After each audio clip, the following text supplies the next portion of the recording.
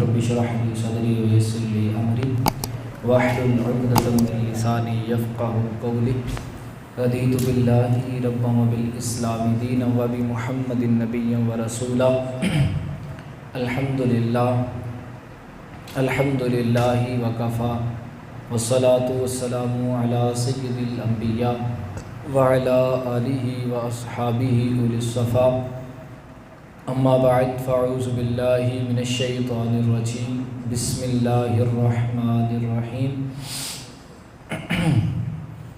يا أيها الذين آمنوا لا تقولوا راعنا وقولوا انظرنا واسمعوا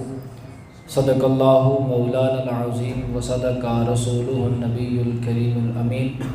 قال الله تبارك وتعالى في شان حبيبه إن الله وملائكته يصلون على النبي يا أيها الذين آمنوا صلوا عليه وسلموا تسليما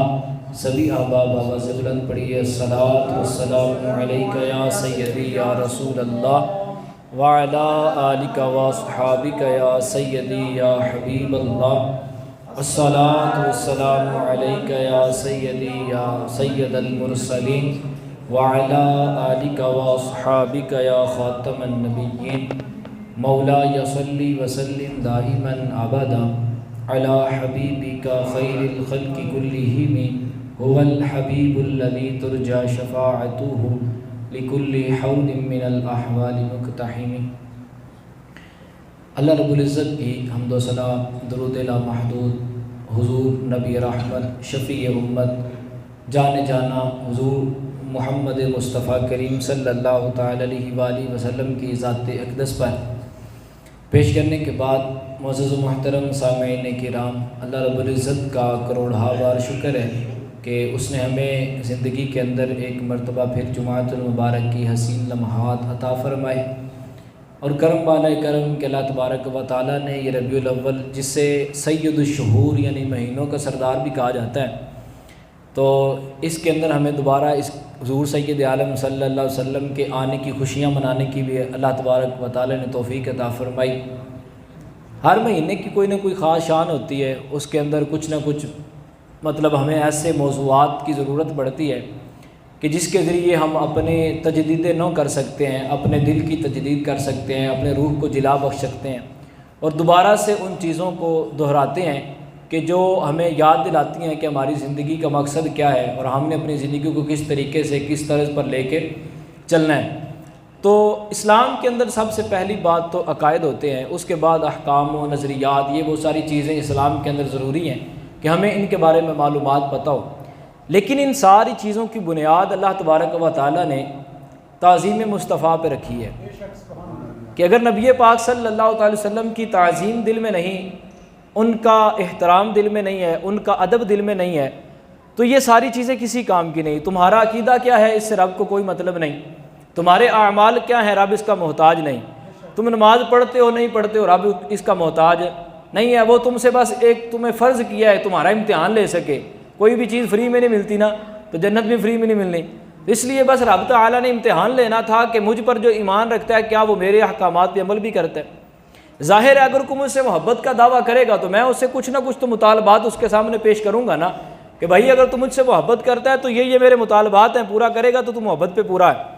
ورنہ تیری محبت کامل ہی نہیں۔ تو جب اللہ تبارک و تعالیٰ پر کوئی بندہ ایمان لاتا ہے تو وہ یہ بتاتا ہے کہ رب تعالیٰ میں تجھ سے محبت کرتا ہوں اور تجھ سے انعام کی امید بھی رکھتا ہوں، پھر اللہ فرماتا ہے اگر انعام لینا ہے تو کچھ نہ کچھ کرنا تو پڑے گا نا۔ لیکن یہ ساری چیزوں کا اللہ محتاج نہیں، لیکن اس کے باوجود اللہ تبارک و تعالیٰ نے یہ ساری چیزیں جب اس کو کسی چیز کی ضرورت ہی نہیں، وہ ہے ہی بے نیاز، تو پھر اس نے ان سب کی بنیاد تعظیم مصطفیٰ پہ رکھی ہے۔ اگر حضور سید عالم صلی اللہ تعالی علیہ وسلم کی تعظیم دل میں نہیں ہے تو نماز پڑھی کسی کام کی نہیں، روزہ رکھا کسی کام کا نہیں، آپ کا عقیدہ آپ کا نظریہ کیا ہے کسی کام کا نہیں ہے، آپ چاہے جتنا مال کماتے ہیں سارا رب کی بارگاہ میں دے دیں، اگر دل میں تعظیم مصطفیٰ نہیں ہے تو سارا کا سارا عقارت جائے گا، ضائع جائے گا، اس کا کوئی فائدہ نہیں ہے۔ تو تعظیم حضور صلی اللہ تعالی علیہ وسلم کی یہ مسلمانوں پہ لازم قرار دی گئی، اور اس کے بارے میں اللہ تبارک و تعالیٰ نے قرآن کریم کے اندر کئی جگہوں پہ جو ہے وہ اس کے آداب سکھائے۔ بالخصوص سورہ حجرات کے اندر اللہ تبارک و تعالیٰ نے تعظیم مصطفیٰ کے حوالے سے جو ہے وہ تعلیمات دیں۔ پھر ایک آیت کریمہ جو میں نے آپ کے سامنے پڑھی کہ اللہ رب العزت ارشاد فرماتا ہے یا ایھا الذین آمنوا لا تقولوا راعنا وقولوا انظرنا واسمعوا، کہ اللہ تبارک و تعالیٰ نے صحابہ کرام کو آداب سکھائے، وہ صحابہ جو حضور سید عالم صلی اللہ علیہ وسلم اپنی جان دیتے ہیں، لیکن اس کے باوجود بھی تھوڑا سا بھی جو ہے وہ بد تعظیمی والا یا بے ادبی والا معاملہ اللہ تبارک و تعالیٰ نے دیکھا یا ان کے اندر پایا گیا، تو اسی وقت اللہ تبارک و تعالیٰ نے ان کو آگاہ کیا کہ اس سے کام سے باز آ جاؤ۔ اور دوسری طرف اللہ تبارک و تعالیٰ نے سورہ حجرات کے اندر ارشاد فرمایا کہ یا ایھا الذین آمنوا لا تقدموا بین یدی اللہ ورسولہ، کہ اے ایمان والو اپنے اللہ اور اس کے رسول سے آگے نہ بڑھو، انہ ھو السمیع العلیم، کہ اللہ تبارک و تعالیٰ سننے والا بھی ہے، جاننے والا بھی ہے۔ اور اگلی آیت میں تو اللہ نے حد فرمایا یا ایھا الذین آمنوا لا ترفعوا اصواتکم، کہ وہ تو آگے بڑھنے والی باتیں، راعینا کہنے والی باتیں، وہ تو ساری ایک علیحدہ طور میں ہیں، لیکن تم نے اپنی آواز کو بھی ان کی بارگاہ میں بلند نہیں کرنا، اگر تم نے کی تو ان تحبط اعمالکم وانتم لا تشعرون، کہ تمہارے سارے اعمال اللہ تبارک و تعالیٰ ضائع کر دے گا اور تمہیں پتہ بھی نہیں چلے گا۔ تو یہ تعظیم مصطفیٰ اللہ تبارک و تعالیٰ نے مسلمانوں کو سکھائی، اور یہ وہ لوگ تھے، صحابہ کرام تھے، کہ اتنی تعظیم مصطفیٰ ان کے دل میں تھی کہ جان بھی ان کے لیے دے دیتے۔ حضرت فاروق اعظم رضی اللہ تعالیٰ عنہ حضور کے ساتھ جا رہے ہیں، سید عالم صلی اللہ تعالی وسلم نے پوچھا کہ یا اے عمر تم مجھ سے کتنی محبت کرتا ہے؟ تو حضرت فاروق اعظم رضی اللہ تعالیٰ عنہ کہنے لگے اپنی جان کے علاوہ سب چیزوں سے بڑھ کر آپ سے محبت ہے۔ تو سید عالم فرمانے لگے تب تک تم مسلمان نہیں ہو سکتے جب تک اپنے آپ سے بڑھ کے مجھ سے محبت نہ کرو۔ تو وہ صحابہ کرام کا یہ ادب، یہ تعظیم والا معاملہ کہ حضرت فاروق اعظم عرض کرنے لگے یا رسول اللہ اب سے آپ مجھے اپنی جان سے بھی زیادہ عزیز ہیں۔ اور پھر وہ کر کے بھی دکھایا انہوں نے کہ مصطفیٰ کریم علیہ السلام کے دین کے لیے اپنی جانیں قربان کر دی۔ حضرت فاروق اعظم کا آخری وقت خنجر لگا ہوا ہے، زخمی ہیں، اس دنیا سے جا رہے ہیں، لیکن پھر بھی شکر اپنے الفاظ پر ہیں، اللہ تبارک و تعالیٰ کا شکر ادا کر رہے ہیں کہ دین مصطفیٰ پہ دنیا سے جا رہے ہیں۔ تو اس سے بڑی اور کیا بات ہو سکتی ہے؟ تو اتنے عظیم لوگ، لیکن اس کے باوجود بھی اللہ تبارک و تعالیٰ نے اس بارگاہ کے انہیں آداب سکھائے۔ اب ہوا کیا؟ صحابہ کرام علیہم الرضوان حضور صلی اللہ علیہ وسلم کے پاس بیٹھتے ہی آپ کی گفتگو سنتے، بعض اوقات کوئی بات سنتے اس کے بعد یاد نہ رہتی یا ذہن میں نہ بیٹھتی تو عرض کرتے یا رسول اللہ راعینا، ہماری رعایت فرمائیے، یعنی دوبارہ اپنی بات ارشاد فرما دیجئے۔ اب کافروں نے اس کو تھوڑا سا بگاڑ کے راعینا یا اس طرح کا کوئی لفظ کہنا شروع کر دیا، اس کا معنی کوئی گھٹیا بنتا تھا، حالانکہ جو صحابہ کہتے تھے وہ درست تھا، جو کافر کہتے تھے غلط وہ تھا۔ تو اللہ تبارک و تعالیٰ نے جو درست تھا نا صحابہ کو کہا وہ بھی نہیں بولنا، تاکہ تمہارے کسی اس ایسے لفظ کی وجہ سے جو تم بولتے ہو اور کافر بہانہ بنا کے کہ تم بھی تو بولتے ہو نا، تو ہمارے بولنے میں کیا حرج ہے؟ اللہ تبارک و تعالیٰ نے فرمایا میں نے اس سے بھی منع فرما دیا تمہیں، اور اب تم نے یہ کہنا انظرنا کہ اے محبوب صلی اللہ علیہ وسلم ہماری طرف نظر کرم فرمائیے، یہ والا انداز اپناؤ کہ تم ایسا لفظ بولو جس کا کوئی دوسرا مطلب ہی نہ نکلے۔ اب دیکھیں یہاں ایک نقطہ میں سمجھاتا چلا جاتا ہوں، آپ نے پہلا بھی سنا ہوگا، اللہ تبارک و تعالیٰ نے صرف اتنی بات بھی برداشت نہیں کی کہ رب کے محبوب صلی اللہ علیہ وسلم کے سامنے صحابہ کرام حالانکہ صحیح جملہ بولتے تھے، ان کا مطلب خراب نہیں تھا، وہ صحابہ جو جان دینے کے لیے تیار ہیں وہ حضور کی بد تعظیمی کیسے کر سکتے ہیں؟ وہ ایسا لفظ کیسے بول سکتے ہیں کہ جس کے اندر حضور صلی اللہ علیہ وسلم کی تعظیم نہ ہو؟ تو جس بندہ کہتا ہے کوئی بات آپ مجھ سے کہیں حضور میری رعایت فرمائیے، تو میں آپ کو کہوں گا یہ برا لفظ بولا ہے؟ نہیں، اچھا لفظ ہے، لیکن کیونکہ کافروں نے اس کو بگاڑ دیا، اس کا معنی اور لینے لگ گئے تو اللہ نے منع فرما دیا۔ اب جو نقطہ میں سمجھانا چاہ رہا ہوں وہ یہ ہے کہ دیکھیں ایک طرف ہم حضور صلی اللہ علیہ وسلم کے بارے میں عزت والے، مقام والے، مرتبے والے جملے بولیں، ہم تو کہتے ہیں کہ ہمارا نبی تو ہے ہی سب سے اولا و اعلیٰ، اسی لیے تو اعلیٰ حضرت نے کہا تھا کہ سب سے اولا و اعلیٰ ہمارا نبی، سب سے بالا و اعلیٰ ہمارا نبی، ملک کونین میں انبیاء تاجدار، تاجداروں کا آقا ہمارا نبی۔ ان کی شان تو یہ ہے کہ یہ تاجداروں کے بھی آقا ہیں، ہمارے نزدیک تو یہ ہے، لیکن مسئلہ تو ان لوگوں کے لیے نا کہ جو اپنے آپ کو مسلمان بھی کہتے ہیں اور پھر کہیں کہ حضور صلی اللہ علیہ وسلم کے بعد کوئی نبی آ بھی جائے تو ان کی ختم نبوت میں فرق نہیں پڑتا، حضور کو معاذ اللہ علم غیب نہیں ہے، حضور کو فلاں چیز کا اختیار تھا فلاں چیز کا نہیں ہے۔ تو جب اس طرح کی بات آپ مجھے بتائیں، جب اس طرح کا مسلمان کہے گا تو کافر اس سے بڑھ کے کہے گا کہ نہیں کہے گا؟ تو ایسے مسلمان کے عقیدے اور عمل کا کیا بنے گا کہ جس کی وجہ سے کافروں کو راہ مل لی ہے کہ حضور سید عالم صلی اللہ تعالی وسلم کی ذات اقدس پہ وہ سوال اٹھا رہے ہیں؟ یہ کیسا مسلمان ہے؟ وہاں راعینا رعایت کے لفظ سے بھی منع کیا گیا، اور یہاں پہ یہ اتنے بڑے جملے بول رہا ہے، پھر بھی اپنے آپ کو کہہ رہا ہے، چوڑا کے کہہ رہا ہے میں ہی مسلمان ہے، میں ہی وہ ہوں جو جنتی ہے۔ بھی تو کیسے جنتی ہو سکتا ہے؟ تعظیم مصطفیٰ نہیں تو اعمال یہ کارت ہیں، وہ عقیدہ ہو، آپ کی نماز ہو، وہ جو مرضی ہے، سب کچھ ضائع ہے۔ اگر حضور سید عالم صلی اللہ تعالی وسلم کی تعظیم دل میں نہیں ہے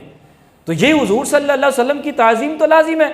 اگر اس کے حوالے سے تھوڑا سا بھی کمپرومائز پایا گیا تو ایمان، عقیدہ سب کچھ برباد ہے۔ اگر عقیدے کی حفاظت کرنی ہے، ایمان کی حفاظت کرنی ہے، اپنے اعمال کی حفاظت کرنی ہے تو سب سے پہلے جو دل کے اندر چیز ہونی چاہیے وہ مصطفیٰ کریم علیہ السلام کی تعظیم ہے، وہ حضور کا ادب ہے، وہ حضور کا احترام ہے۔ اور یہ صحابہ نے ہمیں کر کے دکھایا کہ کیسے کرتے ہیں۔ اب جب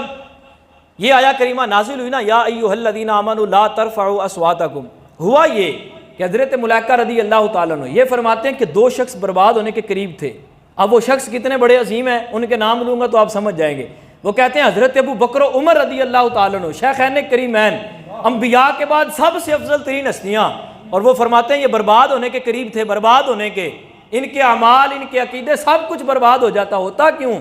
یہ حضور کے سامنے بیٹھے ہیں، ایک قبیلے کے سردار بنانے کے حوالے سے فیصلہ ہوا۔ اب حضرت عمر رضی اللہ تعالیٰ نے کسی اور کو چنا، حضرت صدیق اکبر نے کسی اور کو چنا، دونوں کے اندر اختلاف ہو گیا تو صدیق اکبر رضی اللہ تعالیٰ نے کہہ دیا کہ عمر تو نے میری مخالفت کی ہے۔ اس پر دونوں کی آوازیں ہو گئی بلند۔ اب رسول کریم علیہ السلام کی بارگاہ میں ہیں، آواز بلند ہو گئی، ادھر سے جبریل آ گئے ہیں۔ یہ ہے حضور صلی اللہ علیہ وسلم کی تعظیم جو رب سکھا رہا ہے۔ اور وہاں یہ نہیں دیکھا گیا کہ ابو بکر و عمر ہیں، بڑے حضور کے لاڈلے ہیں، بڑے حضور کے پیارے ہیں، حضور نے عمر کو دعائیں مانگ کے لیا ہوا ہے، اور وہ صدیق غار مصطفیٰ ہے، مزار کے اندر بھی وہ کل کو ساتھ ہوگا۔ ہر جگہ حضور کا انہوں نے ساتھ دیا، مال جان سب کچھ ان پہ لٹایا، لیکن اس کے باوجود بھی رب نے وہ ساری چیزیں نہیں دیکھی اور فرمایا ایک آواز کو بھی بلند نہیں کرنا، اگر آواز بلند کر دی ان تحبط اعمالکم وانتم لا تشعرون، یہ چاہے ابو بکر ہو یا عمر ہو، عثمان ہو یا علی ہو، جو مرضی ہو، اگر حضور کے سامنے آواز بلند ہوگی، اگر ان کا ادب نہیں رکھیں گے تو سارے اعمال برباد ہو جائیں گے، کچھ بھی باقی نہیں رہے گا۔ اور یہ پھر صحابہ تھے،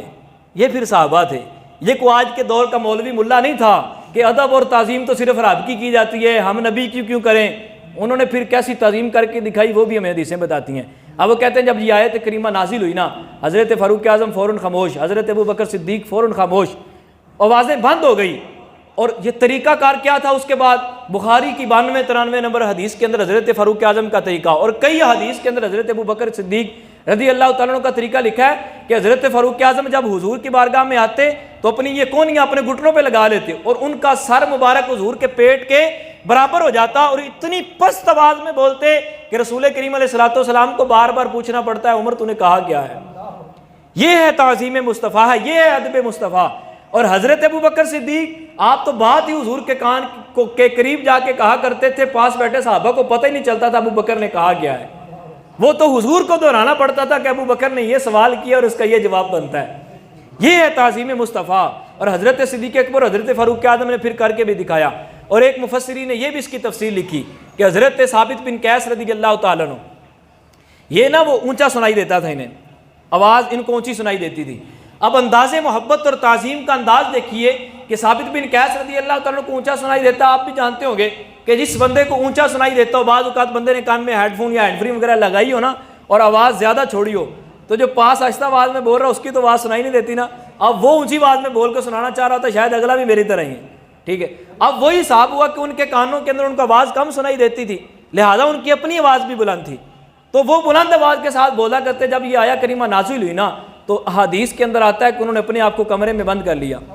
ایک صحابی کہتے ہیں میں نے انہیں دیکھا کہ وہ گلی کے کنارے پہ بیٹھ کے رو رہے ہیں، دھاڑے مار مار کے رو رہے ہیں، ان کا چہرہ آنسوؤں سے بھرپور ہے، بھرا ہوا ہے۔ میں نے پوچھا ثابت تجھے کیا ہوا؟ تو کہنے لگے میری آواز رسول اللہ کی بارگاہ میں بلند ہو گئی ہے، اللہ تبارک و تعالیٰ نے فرمایا کہ ان تحبط اعمالکم وانتم لا تشعرون، میرے سارے اعمال برباد ہو گئے، آج سے میں جہنمی بن گیا ہوں، میرا حق نہیں بنتا کہ میں اب رسول کریم علیہ السلام کی بارگاہ میں جاؤں۔ اور جا کے اپنی زوجہ سے کہنے لگے میں کمرے میں اپنے آپ کو بند کر رہا ہوں، باہر سے کمرے کو کیل ٹھوک دو جب تک رسول کریم علیہ السلام آ کے مجھے نہ نکالیں، یا جب تک میری روح نہ نکل جائے مجھے اس کمرے سے باہر نہ نکالنا۔ یہ صحابہ کرام کا طرز عمل ہے۔ اور حضور کی بھی محبت دیکھیے، حضور سید عالم صلی اللہ تعالی وسلم نے اپنے صحابہ سے پوچھا مجھے ثابت نظر نہیں آ رہا، ثابت بن قیس رضی اللہ تعالیٰ عنہ مجھے نظر نہیں آ رہے۔ صحابہ نے ساری سچویشن بتائی کہ یہ معاملہ ہے، تو حضور صلی اللہ علیہ وسلم نے ایک صحابی کو بھیجا جاؤ اسے بلا کے لاؤ۔ جب وہ اسے بلا کے لائے نا، بلاوا مصطفیٰ کی طرف سے تھا، تو فوراً آئے، حضور کی بارگاہ میں آ کے رونا شروع کر دیا۔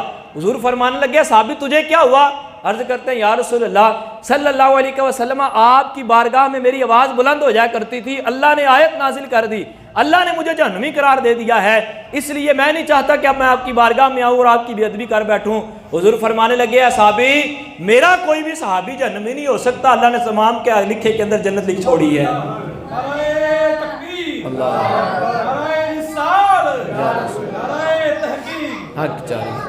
اللہ تبارک و تعالیٰ کے رسول نے انہیں جنت کی ٹکٹ عطا فرمائی، اور حضرت ثابت بن قیس رضی اللہ تعالیٰ فرماتے ہیں اس کے بعد پھر میں کبھی بھی رسول کریم علیہ السلام کی بارگاہ میں کبھی اونچی آواز سے نہیں بولا۔ یار تعظیم تو یہاں تک ہے کہ اونچی آواز نکالنے کے بھی مطلب نہیں بنتا، اور کوئی بندہ ان پہ آ کے عیب لگاتا پھرے، کوئی یہ کہتا پھرے بھی فلاں چیز ان کے پاس تھی فلاں نہیں تھی، فلاں اللہ نے دی ہے فلاں نہیں دی، تیرے پاس یہ پیمانہ کہاں سے آ گیا؟ پیر نصیر نے بات ہی ختم کر دی تھی کہ حاضر و ناظر و نور و بشر اور غیب کو چھوڑ، شکر کر وہ تیرے عیبوں کو چھپائے ہوئے ہیں، کہ جتنے تو عیب کرتا ہے جتنے تو گناہ کرتا ہے یہ رسول کریم علیہ السلام کی وجہ سے چھپے ہوئے ہیں، یہ ظاہر نہیں ہو رہے، تو شکر کر کہ رسول کریم علیہ السلام کی ذات کی وجہ سے اللہ تبارک و تعالیٰ نے تیرے عیبوں پہ پردے ڈالے، تو پھر بھی ان پہ عیب نکالتا ہے، تو پھر بھی ان پہ باتیں کرتا ہے، کتنا بے حیا شخص ہے تو کہ حضور صلی اللہ علیہ وسلم پہ عیب نکالتا ہے جہاں عیب کا تصور ہی نہیں ہے۔ سرور کہوں کہ مالک و مولا کہوں تجھے، باغ خلیل کا گل زیبا کہوں تجھے، اے جان جا میں جان تجلا کہوں تجھے۔ ہمارا تو انداز یہ ہے، ہم تو حضور کی شان کو ایسے بیان کرتے ہیں، اور تو کہتا ہے بھی حضور کے پاس یہ تھا تو حضور کے پاس وہ نہیں تھا، یہ کہاں سے بات آ گئی؟ حضور صلی اللہ علیہ وسلم کی تعظیم کے حوالے سے حضرت عروہ بن مسعود یہ کافروں کی طرف سے نا قاصد بن کے آئے، اس وقت مسلمان نہیں ہوئے تھے، کافروں کی طرف سے جب قاصد بن کے آئے نا تو انہوں نے دیکھا صحابہ کرام کا انداز محبت کیسا ہے، انداز تعظیم کیسا ہے۔ اب یہ جب آئے تو حضور کی بارگاہ میں کچھ دیر ٹھہرے بھی، اب کہتے ہیں کہ میں نے دیکھا کہ جب حضور صلی اللہ علیہ وسلم لعاب دہن ڈالتے ہیں تو صحابہ ہاتھوں پہ لے لیتے ہیں، وہ ہاتھوں پہ لے کے اپنے جسم پہ ملتے ہیں۔ حضور وضو کرتے ہیں تو فوراً وہ وضو کا پانی نیچے نہیں گرنے دیتے، اٹھا کے اپنے جسموں پہ مل لیتے ہیں۔ جس شخص کو پانی نہیں ملتا وہ دوسرے کے ہاتھ کی تری، حضور صلی اللہ علیہ وسلم کے وضو کے جو پانی کی تری تھی اس کو اپنے جسم پہ ملتا ہے۔ حضور حکم دیتے ہیں، فوراً تعمیل کرتے ہیں۔ حضور بات کر رہے ہو تو ان کی مجال نہیں ہوتی کہ ان کے منہ سے زبان سے جو ہے وہ کوئی لفظ نکل جائے۔ جب وہ اپنے قبیلے میں واپس گئے نا تو وہاں جا کے کہنے لگے میں نے آپ بڑے بڑے بادشاہ دیکھے، بڑے بڑے جو ہے وہ سردار دیکھے ہیں، بڑے بڑے ان کے متابعین ان کو ماننے والے دیکھے، لیکن جس طرح محمد کریم کے جو ہیں وہ غلام ہیں اور جتنی شان رسول اللہ کی ہیں، نہ میں نے ایسا کوئی سردار دیکھا ہے نہ کیسی ایسے سردار کے میں نے متابعین کو دیکھا ہے۔ نعرہ تکبیر، اللہ، نعرہ رسالت، یا رسول اللہ، یا رسول شان مصطفیٰ، مقام مصطفیٰ، سبحان اللہ۔ یہ ہے صحابہ کرام کی محبت، یہ ہے صحابہ کرام کا انداز تعظیم کہ لوگ ان کے انداز تعظیم دیکھ کے کہتے تھے کہ واہ واہ کیا بات ہے، ہم نے تو ایسا دیکھا ہی کوئی نہیں۔ اور حضرت سید زید بن دسنہ رضی اللہ تعالیٰ عنہ یہ صحابی رسول ہے۔ اب ان کا واقعہ مجھے اتنا خوبصورت لگتا ہے کہ میں خود جو ہے وہ پڑھ کے کام جاتا ہوں، اور میں نے یہ ایک مرتبہ نہیں کئی مرتبہ پڑھا، حالانکہ مجھے زبانی یاد ہے، اس کے باوجود میں نے اس کو کئی مرتبہ پڑھا۔ انداز محبت اور انداز تعظیم کیسا ہے۔ اب حضور جب مدینہ میں ہجرت کر کے چلے گئے نا تو یہ کافروں کے ہتھے چڑھ گئے۔ اب کافروں نے انہیں پکڑ لیا، پکڑ کے بٹھا لیا اور تلوار ان کے سر پہ ہے۔ ادھر سے ابو سفیان ابھی مسلمان نہیں ہوئے تھے، وہ بھی آگے رضی اللہ تعالیٰ عنہ، انہوں نے آ کے کہا کہ اے زید تیرے ساتھ ہماری کوئی دشمنی نہیں، مسئلہ صرف یہ ہے کہ تو نے ان کو محبوب بنایا ہے جو ہمارے دشمن ہیں، تو نے ان کو اپنا یار بنا لیا جن کو ہم اپنا دشمن سمجھتے ہیں، بس مسئلہ یہی ہے۔ تو حضرت زید بن دسنہ کہنے لگے پھر چاہتے کیا ہو؟ تو ابو سفیان کہنے لگا بس تم اتنا کہہ دو کہ آج سے میں انہیں نہیں مانتا۔ حضرت زید کہنے لگے یہ نہیں کہہ سکتا۔ ابو سفیان نے پھر مثال دے کے وہ کہتے ہیں نا ایموشنل بلیک میل کرنا، وہ طریقہ اپنایا۔ کہنے لگا اے زید اگر تو اپنے گھر میں ہوتا، اپنے بیوی بچوں کے پاس سکون سے بیٹھا ہوتا، اور ادھر تیرے محبوب صلی اللہ علیہ وسلم ہماری قید میں ہوتے، ہم نے انہیں پکڑا ہوتا، وہ ہماری تلوار کے نیچے ہوتے، پھر معاملہ اس کے برعکس ہوتا، پھر تو کیا کرتا؟ حضرت زید کہنے لگے ابو سفیان تو نے بڑی آگے کی بات کر دی، میں تو یہ بھی برداشت نہیں کرتا میں کہ تیری تلوار کے نیچے بیٹھا ہوں، اسی حالت میں مجھے یہ خبر ملے کہ گھر بیٹھے ہوئے رسول کریم علیہ السلام کے پاؤں کے اندر کانٹا چبھا ہے، میں ان کے پاؤں میں کانٹا چبھنا بھی برداشت نہیں کر سکتا، تو مجھے موت کی دھمکیاں دیتا ہے، تو مجھے یہ بتاتا ہے کہ تیری تلوار کے نیچے ہوتے۔ اور پھر اگلی بات سنیے، حضرت ابو سفیان مسلمان نہیں تھے، ابھی حالت کفر میں تھے، جو جملہ بولا نا یہ کافر کے منہ سے جملہ نکلا، اس وقت کے ابھی مسلمان نہیں تھے، اس وقت ایک کافر کے منہ سے جملہ نکلا، اس نے کہا میں نے بڑے بڑے محبوب دیکھے ہیں،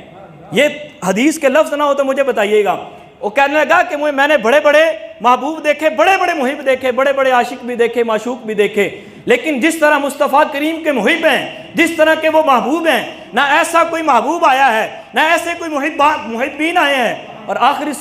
ابو سفیان نے سوال کیا، وہ کہنے لگا زید بتا، آج اگر تجھے مار دیا جائے تو تجھے افسوس کس چیز کا ہوگا؟ تو حضرت زید کہنے لگے ابو سفیان مجھے کسی چیز کا افسوس نہیں، صرف ایک چیز کا افسوس ہے کہ اللہ تبارک و تعالیٰ نے مجھے جان ایک دی ہے، اگر میرے پاس ہزاروں جانیں ہوتی، کروڑوں جانیں ہوتی، میں ایک ایک کر کے مصطفیٰ کریم کے نام پر خوشی سے دے دیتا، یہ میرے لیے سب سے زیادہ عظیم کام تھا، یہ میرے لیے سب سے زیادہ عظیم کام تھا۔ اسی لیے میرے اعلیٰ حضرت نے کہا تھا کروں تیرے نام پہ جان فدا، کروں تیرے نام پہ جان فدا، نہ بس ایک جان دو جہاں فدا، ارے دو جہاں سے بھی نہیں جی بھرا، کروں کیا کروڑوں جہاں نہیں، اے اللہ تیرے جہان کم ہے، اگر یہ سارے میرے پاس ہوتے تو میں مصطفیٰ کریم کے نام پہ قربان کر چھوڑتا۔ یہ صحابہ کرام کا انداز محبت، انداز تعظیم ہے۔ اب بھی کوئی ان کے بارے میں بات کرے یار، کوئی صحابہ کے بارے میں بات کیسے کر سکتا ہے جو رسول کریم علیہ السلام پہ اپنی جانیں دیا کرتے ہیں؟ اور حضرت ابوبکر صدیق کا تو انداز ہی نرالا ہے، محبت کا انداز ہی نرالا۔ حضرت ابوبکر صدیق رضی اللہ تعالیٰ عنہ جب 40 مسلمان ہو گئے نا، تو حضرت سیدنا ابوبکر صدیق نے حضور سے اجازت مانگی، یا رسول اللہ مجھے اجازت دیجئے کہ میں اسلام کا کھلے مکھلے لوگوں کے پاس جا کے ان کو دعوت دوں۔ اب حضور سید عالم علیہ السلام نے منع فرمایا، ابوبکر نے پھر اصرار کیا، پھر منع، پھر اصرار، اب بار بار کہنے پہ حضور نے کہا جاؤ ابوبکر اجازت ہے۔ حضرت ابوبکر گئے خانہ کعبہ کے اندر، کافر وہاں بیٹھے تھے، حضرت ابوبکر صدیق رضی اللہ تعالیٰ نے اسلام کی دعوت دی، اب کافروں نے پکڑ لیا، مارنا شروع کر دیا۔ اب جب مارا نا تو حالت یہ ہو گئی کہ حضرت ابوبکر بے ہوش ہیں، چہرہ بھی پہچانا نہیں جا رہا، بے ہوش ہو گئے، کپڑے کے اندر لپیٹ کے آپ کے قبیلے والے آپ کو اٹھا کے لے گئے۔ بات مختصر سی عرض کروں گا، اٹھا کے جب لے گئے نا، حضرت ابوبکر صدیق کو کئی لمحوں کے بعد، کئی گھنٹوں کے بعد ہوش آیا۔ جب ہوش آیا نا تو والدہ نے پانی کا گلاس پیش کیا کہ ابوبکر پانی پیو۔ ابوبکر کہنے لگے والدہ مجھے پانی کی ضرورت نہیں، بس مجھے اتنا بتاؤ میرے محبوب کیسے ہیں، میرے محبوب کیسے، ان کی حالت بتاؤ۔ اب ان کی والدہ اور جو قبیلے والے ساتھ کھڑے تھے نا، مسئلہ یہ بھی ہے نا کہ جب بندہ حق بولتا ہے تو پھر لوگ چھوڑ جاتے ہیں، جب بندہ حق کی بات کرتا ہے تو پھر کئی ناراض بھی ہو جاتے ہیں، یہ بھی مسئلہ ہوتا ہے۔ تو یہ ہمارے دور کے اندر بھی مسئلہ ہے۔ تو جب محبت کی بات کی، عشق کی بات کی تو چھوڑ گئے۔ اب وہ کہنے لگے ابوبکر جس کی وجہ سے تجھے ماریں پڑی، جس کی وجہ سے تیری یہ حالت ہو گئی، ہم تیرا بدلہ لینے کی سوچ رہے ہوں، تو پھر انہی کا ساتھ دے رہا ہے۔ حضرت ابوبکر کی زبان پہ ایک ہی لفظ ہے، مجھے یہ بتاؤ میرے محبوب کیسے ہیں۔ اب آپ کی والدہ کہنے لگی ہمیں کیسے پتا ہوگا، ہم تو مسلمان ہی نہیں، نہ انہیں جانتے ہیں، ہمیں کیسے پتا ہوگا۔ اب حضرت فاروق اعظم رضی اللہ تعالیٰ عنہ کی بہن حضرت ام جمیل رضی اللہ تعالیٰ عنہ کو بلایا گیا، ان سے پوچھا نا، پوچھنے کے باوجود بھی صبر نہ آیا۔ انہوں نے کہا حضور کی حالت ٹھیک ہے، لیکن اس کے باوجود بھی حضرت ابوبکر صدیق کو صبر نہ آیا، کیونکہ محبت ہے نا، حضور صلی اللہ علیہ وسلم کے امام العاشقین ہیں، اللہ کے بعد سب سے زیادہ محبت کرنے والے حضرت ابوبکر صدیق ہیں، یہ اتنے بڑے مقام والے۔ ابوبکر کہنے لگے تو نے بتایا تو سچ ہے، لیکن پھر بھی میرے دل کو اس وقت تک سکون نہیں آئے گا جب تک میں سرکار کا چہرہ انور نہ تک لوں، جب تک وہ چہرہ دیکھ نہ لوں، میں حضور کی حالت کو دیکھ نہ لوں، تب تک چین نہیں ملنا۔ اب ایک طرف سے آپ کی والدہ نے پکڑا، دوسری طرف سے ام جمیل نے حضور کی بارگاہ میں، پھر وہ وفادار نبی ہے نا، محبت کرنے والوں کی وفا کا صلہ دیتے ہیں، یہاں تو کہ صرف ان کا کلمہ پڑھ لے، پوری زندگی ان کو دیکھا بھی نہ ہو، ان کو بھی قیامت کے دن شفاعت کر کے جنت میں داخل کروا دیں گے۔ یہ تو عام امتی کے لیے ہے، وہ تو پھر امام العاشقین ہیں، حضور صلی اللہ علیہ وسلم کے یار غار ہیں، یار مزار ہیں، ہر جگہ ساتھ دینے والے ہیں، ان کو کیسا صلہ دیا ہوگا۔ اب جب وہ حضرت ابوبکر صدیق رضی اللہ تعالیٰ عنہ حضور کی بارگاہ میں پہنچے نا، تو حضور سید عالم علیہ السلام تعظیم کے لیے کھڑے ہو گئے، جن کی تعظیم کے لیے عرش بھی اللہ تبارک و تعالیٰ کا جھک جائے، جن کے پیدا ہونے پہ کعبہ بھی ان کے گھر کو سجدہ کرے، درخت اور جانور بھی سجدہ کریں، اتنی مقام والا، اتنے مرتبے والا نبی آج ابوبکر کے لیے کھڑے ہو گئے۔ اور جب ابوبکر آگے گئے نا تو حضور سید عالم صلی اللہ تعالی وسلم نے جھک کے سینے سے لگایا اور حضرت ابوبکر صدیق رضی اللہ تعالیٰ عنہ کی پیشانی پہ بوسہ دیا، جن کے قدموں کو چومنے کے لیے عرش معلیٰ بھی ترسے، جن کے قدموں کو چومنے کے لیے لوگ پوری عمر ترستے رہیں، وہ اپنے پیارے پیارے ہونٹوں سے حضرت ابوبکر صدیق کا ماتھا چوم کے فرمائے، اے ابوبکر مانگ، آج تو کیا مانگتا ہے، جو مانگے گا تجھے عطا کیا جائے گا۔ لوگ کہتے ہیں حضور کیا دے سکتے ہیں، میں نے کہا جو دے سکتا ہے نا وہی کہتا ہے مانگ کیا مانگنا چاہتا ہے،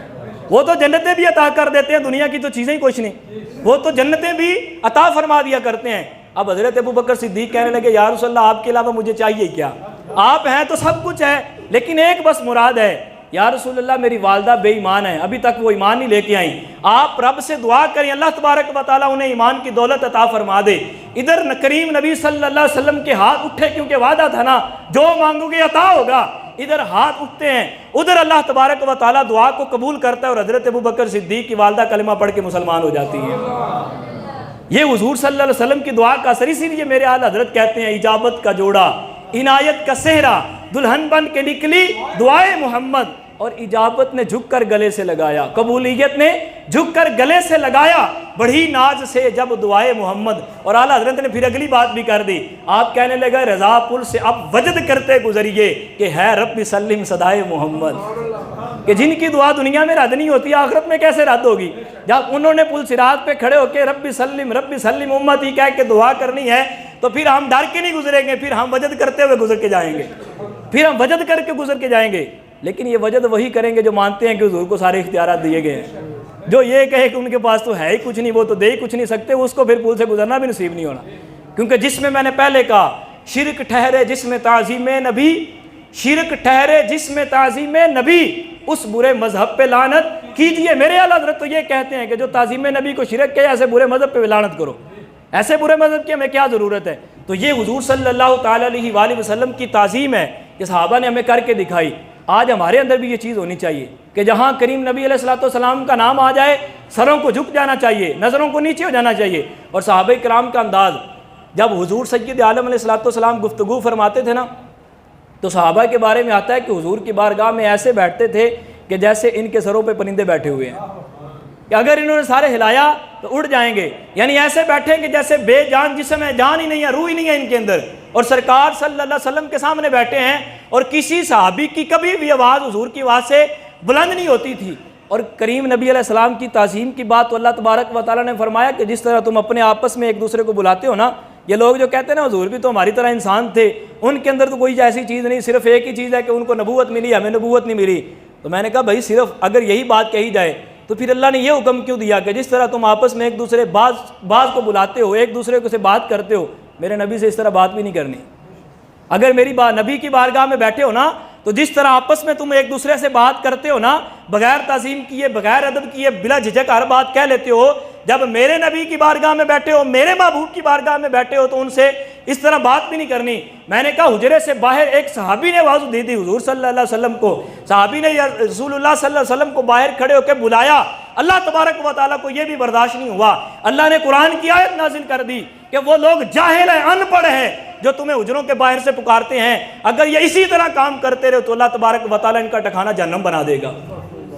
میں نے کہا اللہ تبارک و تعالیٰ تو یہ بھی برداشت نہیں کرتا کہ تم حجرے کے باہر سے آواز دو، مجھے آپ آواز دے سکتے ہیں، میں کمرے میں بیٹھا ہوں، آپ دستک دیں، مجھے آواز دیں، کوئی مسئلہ نہیں، کوئی آیت نازل نہیں ہوئی، نہ کوئی حدیث کے اندر حکم آیا کہ تم مولوی صاحب کو باہر سے نہیں بلا سکتے، فلاں چودھری صاحب کو باہر سے نہیں بلا سکتے، فلاں پیسے والے کو باہر سے نہیں بلا سکتے، لیکن صحابی نے صرف حضور کو آواز دیا باہر کھڑے ہو گئے،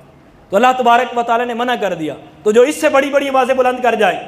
جو اس سے بڑے بڑے جملے بول جائے، اس کا ایمان کہاں ثابت ہے؟ پھر لوگ ہمیں کہتے ہیں بھائی ہر ایک کے پیچھے نماز پڑھ لو، کوئی مسئلہ نہیں، سارے مسلمان ہیں، سارے قرآن پڑھتے ہیں۔ میں نے کہا تیرے باپ کو گالی دے تو برداشت نہیں کرتا، میں میرے حضور کے اندر نقص نکالتا رہے، میں اس کے پیچھے اپنی نمازیں پڑھوں؟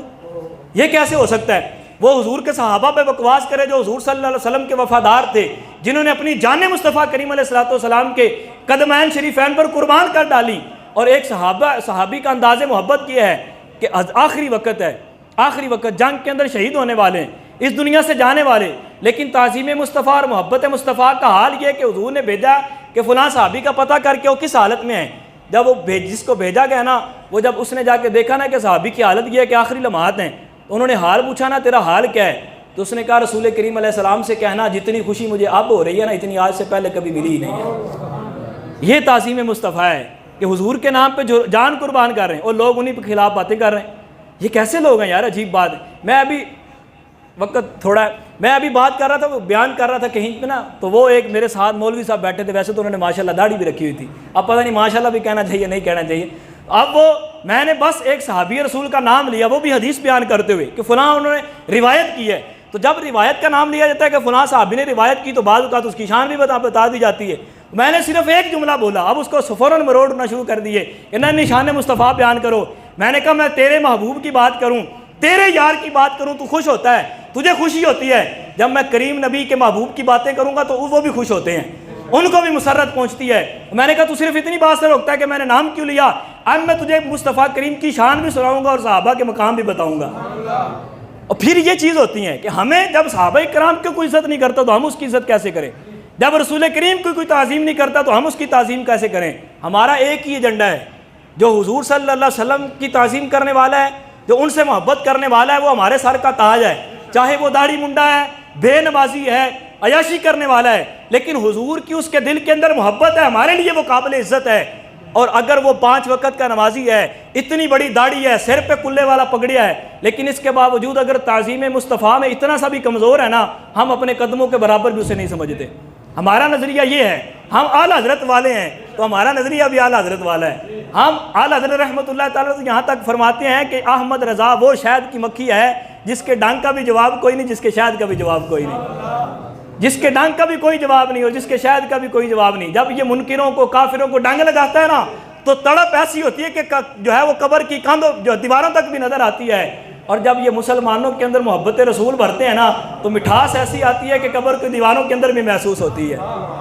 یہ ہے ہمارا انداز، ہم ایسے تعظیم مصطفیٰ کرنے والے ہیں۔ ہمارے نزدیک تو معیار یہ ہے کہ حضور صلی اللہ علیہ وسلم کو بس اللہ نہیں ماننا، مستحق عبادت نہیں ماننا، باقی تم جتنی تعظیم کرنا چاہتے ہو، جتنی ان کی نعتیں پڑھنا چاہتے ہو، وہ ساری ان کی شانوں کے اندر پھر بھی کم ہے۔ یہ ہمارا نظریہ، یہ ہمارا عقیدہ ہے۔ اللہ تبارک و تعالی ہماری آنے والی نسلوں کو بھی اسی عقیدے پر مضبوط رکھے۔ وآخر دعوانا الحمدللہ رب العالمین۔